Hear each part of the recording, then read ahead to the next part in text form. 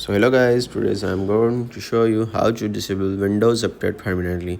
So basically this is a problem where you face and a lot of time wasting.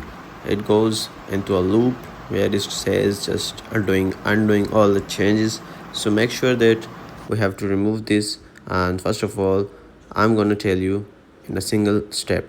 So go to the Windows plus R key, and here you can see it's services.msc.